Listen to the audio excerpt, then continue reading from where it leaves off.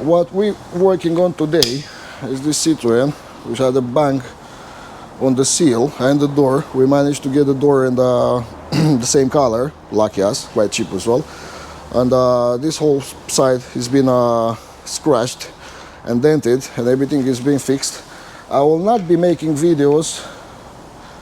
Come on that part of things, because what is happening is quite chaotic and stuff like that, so it's not really my thing yet. But for now, I will apply something like a bedding coat, I like to call something for the paint to meet the surface and make a good surface for the next coats. The paint is a metallic red. What I'm applying now is a solid base, which will help the metallic to blend better, and that one, because it's quite a transparent color, it needs to have a similar base. Otherwise, if you have like, I don't know, primer, different color and stuff like that, it will show underneath the paint, so you don't want that. So what I'm doing now, I'm using the Devilbiss FLG 5 budget gun. We can buy this for about 125 quids, and they're amazing, worth every penny. You know, you don't really have to do to a huge expensive gun to do this type of work outside, because it doesn't really make sense anyway. So let's get on with the first coat and I will update you on the way what I'm doing and how I'm doing it.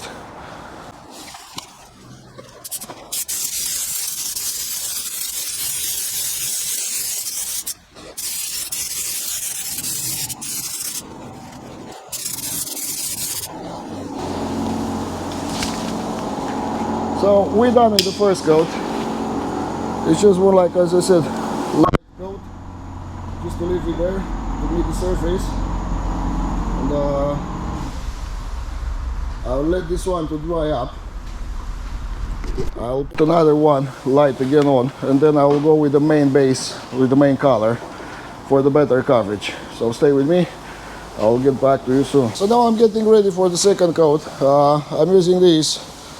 It's not quite indicated all the time, because it might put up some dust into the paint, but always, if you're not happy with the base, you can always sand it down a bit and apply a second one, apply another like a flow coat over it, and you can remove the dust particles if you have visible ones into it. Other than that, it'll be fine. So now I'll go with the second coat, same light coat, dusty coat, nothing too special, because I don't want the full coverage with this color, because it's different. So we need to get the right color on top of it. So I'll go a second coat with this one, then I will let it dry for 20 minutes, because it's about 8 degrees outside now. So and then I'll go with the main base coat, then we're gonna apply the lacquer. So yeah, not too much time left, so we kind of have to do it today.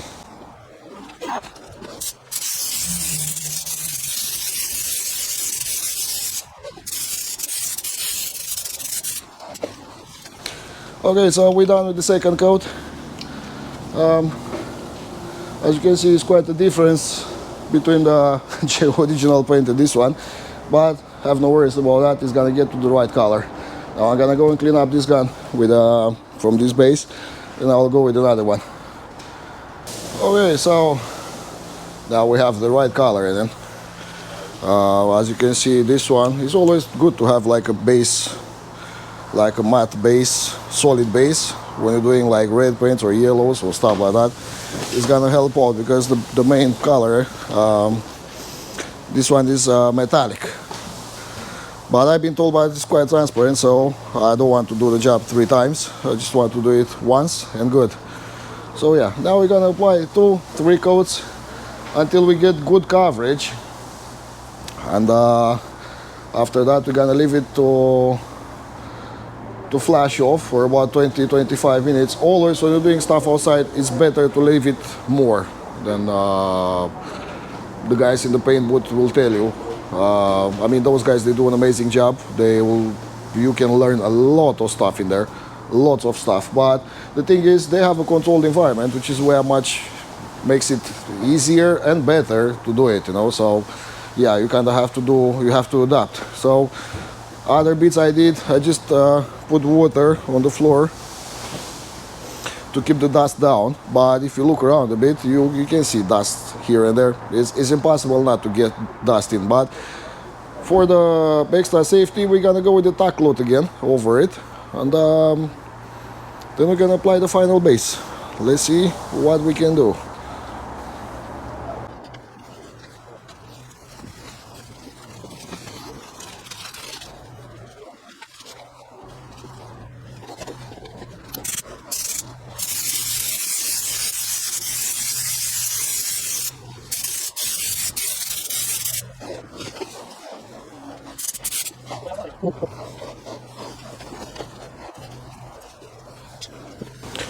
Right, so we applied the first coat, which is the right color coat. So you can see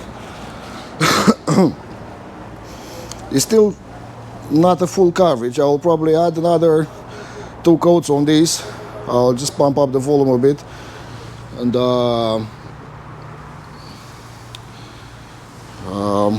to get more metallics in. But as you can see, the coverage is pretty much well. We're gonna give this one another 15 minutes flash off, because it's never good to go too much paint, because it might be start shrinking or have this type of reactions which you will not like, trust me.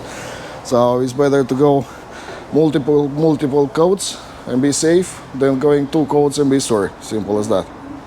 Always be patient. It's always about patience, nothing else. I ended up doing 4 coats to have full coverage, because I was still seeing, I was looking at it, I could see some spots. That's the problem with this like metallic red color and stuff like that. I suppose like yellow and stuff like that is the same, you know, they are quite transparent, and you kind of have to put a lot of coats down to cover well, unless you have the color coded primer, which I think you can get, I don't know, and that will make it easier. But in the case today, we're working with what we have. So next step now is to add the lacquer down. So I filled up my gun. I'm using the Devilbiss this is the GTI Pro Lite, and it's got a T10 tip. This can go quite cheap on eBay. I bought it as a used gun on eBay. I give it a good clean, and doesn't need a rebuild kit. It's from 2016. Normally this tip is for base, but I'm using it for lacquer, because the reason being is the overspray when painting outside or inside, and like outside of a paint booth. Obviously it's the overspray. When you're doing the lacquer, it's gonna go everywhere, you know. So you always need a gun that makes less overspray and it's got a good material consumption. This one with the T10 tip seems to do the job quite well. That's why I'm using this. Settings for the gun, I'll be using 2 bars or 29 psi pressure. Volume 2.5 turns out from close. So you just go, you have the volume, this is the volume on this one, so it's fully closed now. So I'll go 1,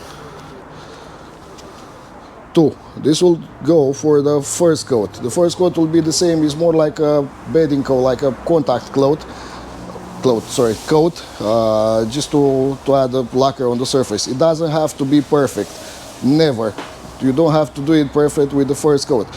Why I'm saying this, because if you add a perfect flat finish with the first coat, you will still have to apply the second coat, you know.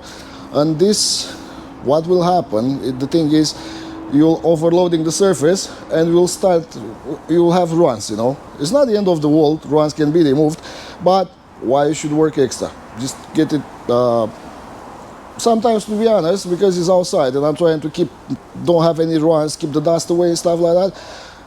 Like a thinner coat will dry faster, you know, and will have less dust in it. It's impossible not to have any dust. So yeah,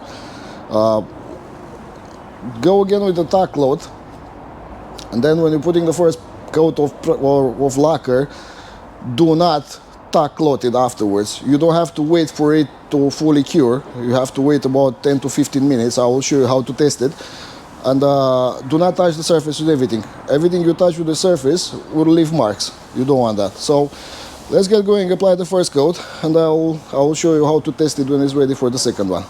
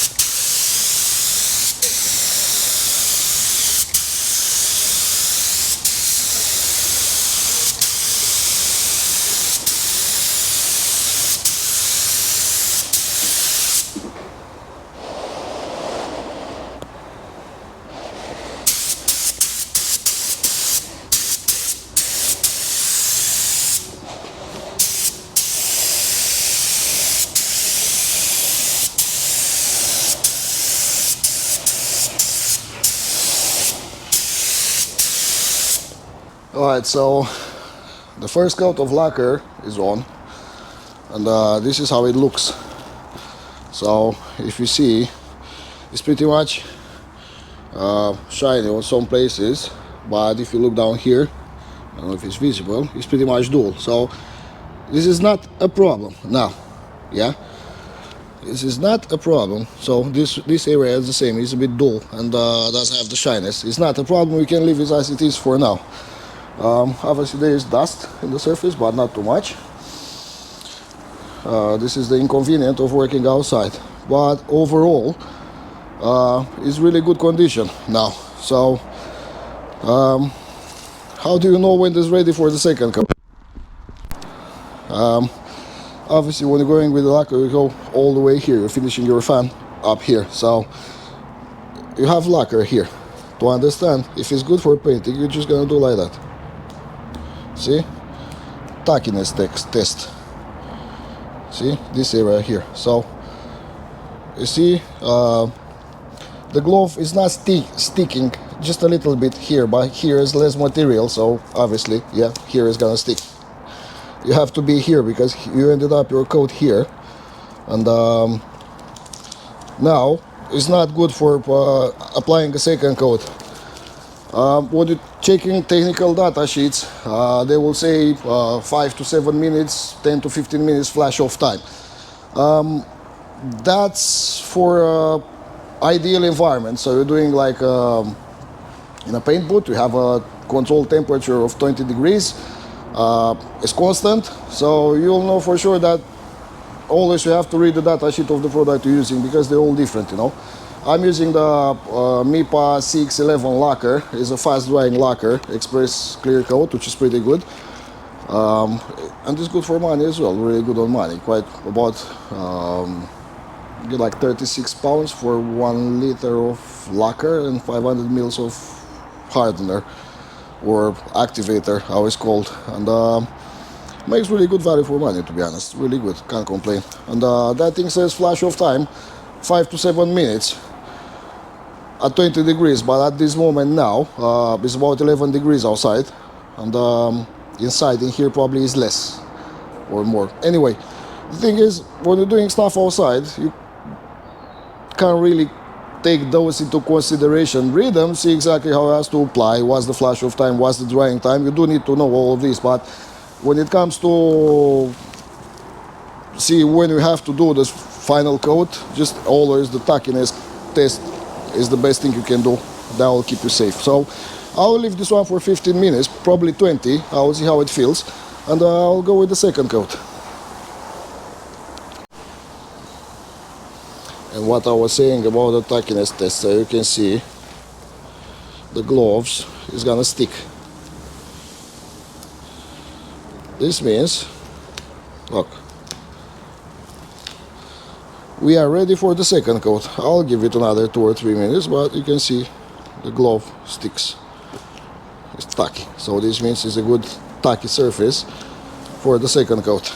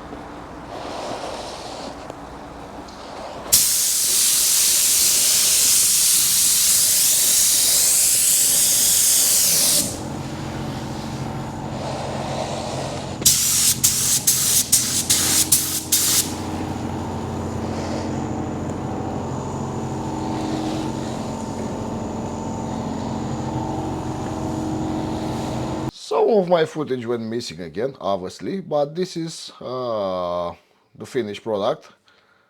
I'm really happy how it came out. Looks the same in reality. It's not just on the camera. And given the fact I am not a professional painter by any ways, it is very, very possible to do this kind of job outside without a paint booth. So more videos coming, hit that subscribe button and see you guys next time. Take care.